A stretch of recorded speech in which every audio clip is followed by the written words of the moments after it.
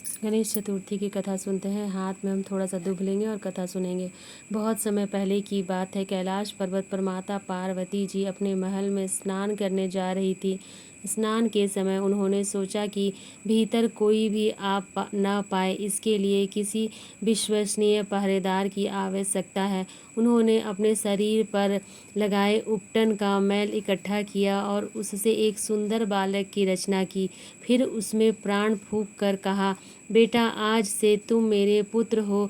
जब तक मैं स्नान करके ना आऊं, तुम किसी को भी भीतर आने ना देना। वो बालक ही आगे आकर गणेश जी कहलाएं। इधर संयोग से उसी समय भगवान विष्णु वहीं आए और भीतर जाना चाहा। गणेश जी ने माता के आदेश अनुसार उन्हें रोक दिया। शिव जी ने कहा, बालक, मैं तुम्हारा पिता हूँ, मुझे क्यों रोकते हो? गणेश जी ने हाथ जोड़कर कहा, माता ने कहा है कि जब तक वे स्वयं न आए तब तक किसी को भी भीतर जाने की अनुमति नहीं है, चाहे आप कोई भी हो। यह सुनकर शिव जी का चेहरा कठोर हो गया। उन्होंने अपने गणों को आज्ञा दी कि इस बालक को हटाओ, किंतु आश्चर्य, वह छोटा सा बालक सब पर भारी पड़ गया, सबको हरा दिया। अंततः स्वयं महादेव को युद्ध करना पड़ा। क्रोध में आकर उन्होंने अपने त्रिशूल से गणेश जी का सिर धड़ से अलग कर दिया। चारों ओर सन्नाटा छा गया। इधर स्नान कर माता पार्वती बाहर आई तो देखा कि उसके लाडले पुत्र निर्जीव पड़े हैं। माता का हृदय फट गया। वे क्रोध और शोक से कांप उठी। उन्होंने कहा, यदि मेरे पुत्र को जीवित न मिला तो मैं पूरी सृष्टि का विनाश कर दूंगी। देवगण घबरा गए। सबने मिलकर भगवान शिव से प्रार्थना की कि माता शांत रहे। शिव जी ने भी महसूस किया कि भूल हो गई है। तब उन्होंने अपने गणों को उत्तर दिशा में जाने का आदेश दिया और कहा, जो भी जीव सबसे पहले मिले उसका सिर लाकर इस बालक के धड़ से जोड़ दो। गणों को सबसे पहले एक हाथी का बच्चा मिला। वे उसका सिर लाए और भगवान शिव ने उसे गणेश जी के शरीर से जोड़कर प्राण प्रवाहित कर दिया। तुरंत गणेश जी जीवित हो उठे। माता पार्वती की आंखों में आंसू भर आए। वे पुत्र को गले लगाकर बैठ गई। सब देवताओं ने हर्ष मनाया। तभी भगवान शिव ने कहा, आज से यह मेरा पुत्र गणेश सब देवताओं में अग्र पूज्य होंगे। किसी भी पूजा, यज्ञ या शुभ कार्य में सबसे पहले इनकी वंदना की जाएगी। ये ही विघ्न विधाता, मंगल करता होंगे। उस दिन से गणेश जी का जन्म उत्सव मनाया जाता है और किसी भी शुभ कार्य की शुरुआत उनके नाम से ही होती है। श्री गणेशाय नमः। एक समय भगवान विष्णु और माता लक्ष्मी के विवाह की तैयारी चल रही थी। उसमें सभी देवताओं को निमंत्रण किया गया, लेकिन विघ्नहर्ता गणेश जी को निमंत्रण नहीं भेजा गया। सभी देवता अपनी पत्नियों के साथ विवाह में आए, लेकिन गणेश जी उपस्थित नहीं थे। ऐसा देखकर देवताओं ने भगवान विष्णु से इसका कारण पूछा। उन्होंने कहा कि भगवान शिव और पार्वती को निमंत्रण भेजा है। गणेश अपने माता पिता के साथ आना चाहे तो आ सकते हैं। हालांकि उनको 1.25 मन मूंग, 1.25 मन चावल, 1.25 मन घी और 1.25 मन लड्डू का भोजन दिन भर में चाहिए।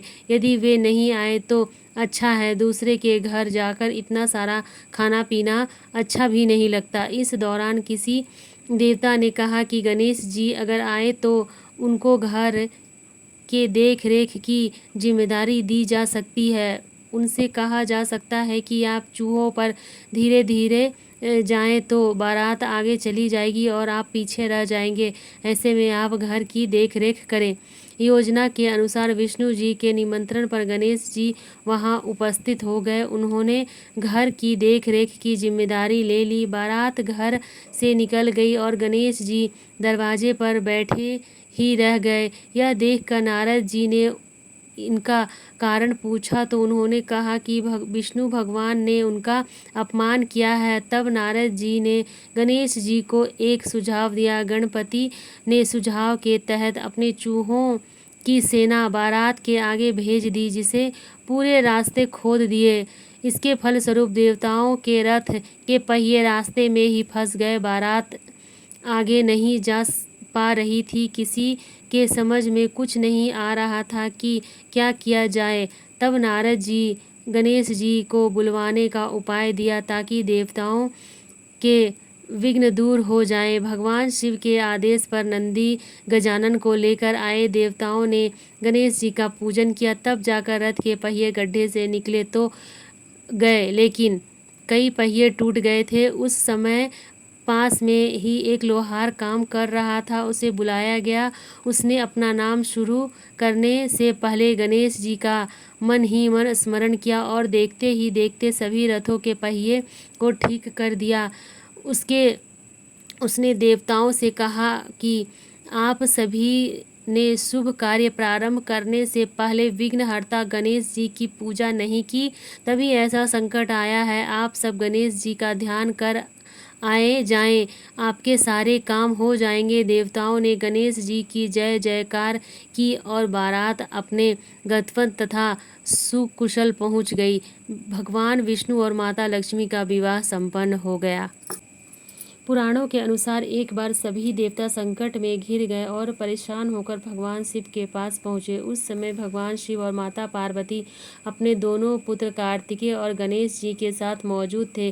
देवताओं की समस्या सुनकर भगवान शिव ने अपने पुत्रों से कहा कि तुम दोनों में से जिसकी समस्या का निवारण कौन कर सकता है। ऐसे में दोनों ने एक ही स्वर में खुद को योग्य बताया। भगवान शिव असमंजस में पड़ गए कि ऐसे में किसे कार्य सौंपा जाए। तो ऐसे में भगवान शिव ने एक तरकीब निकाली और अपने पुत्रों से कहा कि तुम दोनों में से जो सबसे पहले इस पृथ्वी का चक्कर लगा कर आएगा वही देवताओं की मदद करने जाएगा। शिव जी की बात सुनते ही कार्तिकेय अपने वाहन मोर पर बैठकर निकल गए, लेकिन गणेश जी सोचने लगे कि मूषक पर बैठकर वह कैसे इतनी जल्दी पृथ्वी की परिक्रमा कर पाएंगे। बहुत सोच विचार के बाद वे अपने स्थान से उठे और अपने माता पिता की 7 बार परिक्रमा करके अपने स्थान पर वापस बैठ गए और कार्तिकेय के आने का इंतजार करने लगे। भगवान शिव ने गणेश जी से परिक्रमा न करने का कारण पूछा तो उन्होंने कहा कि माता पिता के चरणों में ही समस्त लोक है। उनके इस जवाब से भगवान शिव भी प्रसन्न हो गए और उन्होंने देवताओं की मदद करने का कार्य सौंपा। साथ ही वे भी कहा कि हर चतुर्थी के दिन वे तुम्हारी पूजा और उपासना करेंगे और सभी कष्टों का निवारण हो जाएगा। कहते हैं कि गणेश चतुर्थी के दिन व्रत कथा पढ़ने और सुनने से सभी कष्टों का नाश होता है।